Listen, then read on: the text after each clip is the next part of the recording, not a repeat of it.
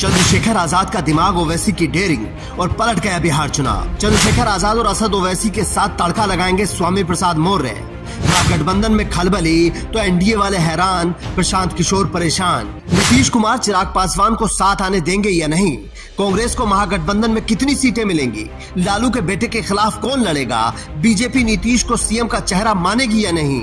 इन सारे मुद्दों पर नेशनल मीडिया में चर्चाएं गर्म हैं। हर तरफ बस बिहार चुनाव पर बात हो रही है, लेकिन चंद्रशेखर आजाद ने एक ऐसा काम कर दिया जिसने इन सारे गठबंधनों की नींव हिला कर रख दी। दरअसल बिहार में एक तीसरे मोर्चे का गठन हुआ है, जिसमें आजाद समाज पार्टी, असदुद्दीन ओवैसी की AIMIM और स्वामी प्रसाद मौर्य की अपनी जनता पार्टी शामिल है। ये तीसरा मोर्चा बिहार के चुनाव में कितना अहम साबित होगा, ये अगले 2 मिनट में आपको आंकड़ों के साथ समझाएंगे। दरअसल बिहार में प्रशांत किशोर ने अपनी नई पार्टी बनाई और दोनों गठबंधनों से परेशान लोगों को अपने साथ लाने की कोशिश की, लेकिन प्रशांत किशोर की जाति उनके आड़े आने लगी। फिर दोनों गठबंधनों में 2 दिन से जो सिर्फ फुटबॉल चल रहा है, उससे भी जनता परेशान है। ये सब देखते हुए चंद्रशेखर आजाद ने काफी दिन पहले ही असदुद्दीन ओवैसी को अप्रोच किया था और उधर से ग्रीन सिग्नल मिला था, लेकिन स्वामी प्रसाद मौर्य की एंट्री बाद में हुई। उसकी कहानी भी बताएंगे, लेकिन अब समझिए कि ये तीसरा मोर्चा बिहार में कितनी बड़ी ताकत बन सकता है।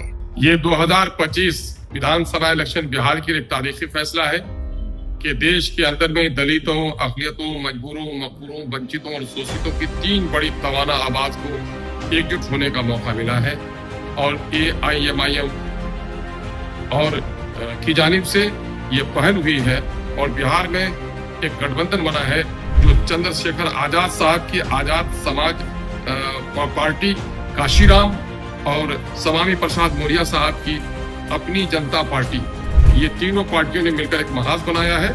मैं समझता हूँ इस महाज के जरिए से बिहार के अंदर में कानून का राज हो या सांप्रदायिकतावाद के खिलाफ लड़ाई हो, ये लड़ाई मजबूती से लड़ी जाएगी और हम समझते हैं कि सांप्रदायिक शक्तियों को शिकस्त देने के लिए हम कारगर कदम उठाए हैं और हमें अच्छी कामयाबी मिलेगी। ओवैसी की पार्टी पिछली बार अकेले चुनाव लड़ी थी और उसने 6 सीटें जीती थी। इसका मतलब है कि RJD और JDU के मुस्लिम वोट बैंक में उन्होंने सेंधमारी की थी। अब चंद्रशेखर आजाद साथ आए हैं तो जाहिर है अब की बार गठबंधन को तगड़ा डेंट लगेगा। कैसे, वो भी समझ लीजिए। बिहार में करीब 17% मुस्लिम आबादी है, लेकिन उनकी राजनीतिक हिस्सेदारी कभी 10% से ज्यादा नहीं रही।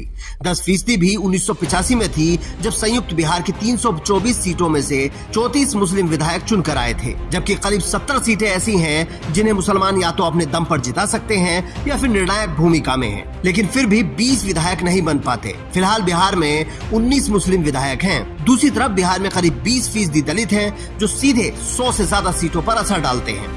लेकिन कमाल की बात यह है कि 14% यादव और 17% मुसलमानों का MY समीकरण बिहार में लालू यादव को कई बार सीएम बना चुका है, लेकिन 20% वाला दलित और 17% वाला मुसलमान डिप्टी सीएम भी नहीं बन पा रहा है। यही बात चंद्रशेखर आजाद और असदुद्दीन ओवैसी समझा रहे हैं। आजाद समाज पार्टी का कहना है कि जल्दी ही दोनों नेता एक मंच पर नजर आएंगे। खबर तो ये भी है कि लालू यादव के बेटे तेज प्रताप यादव से भी गठबंधन में आने के लिए बात चली थी, लेकिन असदुद्दीन ओवैसी उनकी स्थिति को लेकर निश्चिंत नहीं थे, क्योंकि वो कब क्या कर देंगे उनको खुद भी नहीं पता रहता और ओवैसी तो अपने विधायकों का हाल देख चुके थे, इसलिए उनको साथ नहीं लिया गया है। लेकिन इस गठबंधन में जातिवाद के दलदल में फंसे बिहार पर स्वामी प्रसाद मौर्य का असर भी कम नहीं रहेगा, क्योंकि जिस तरीके की भाषा वो बोलते हैं और जिस तरीके से धर्म को लेकर उनके विचार रहते हैं, वो एक पाले के लोगों को बहुत पसंद आते हैं। हालांकि इस गठबंधन के लिए एक दिन पहले ही चंद्रशेखर आजाद ने कह दिया था कि जल्दी ही आपको हमारा फैसला मिल जाएगा, और वो फैसला मिल गया। बिहार के चुनाव पे आज प्रदेश की टीम निर्णय लेगी और शाम तक वो मीडिया के सामने आ जाए। बिहार के चुनाव पे आज प्रदेश की टीम निर्णय लेगी और शाम तक वो मीडिया के सामने आ जाए।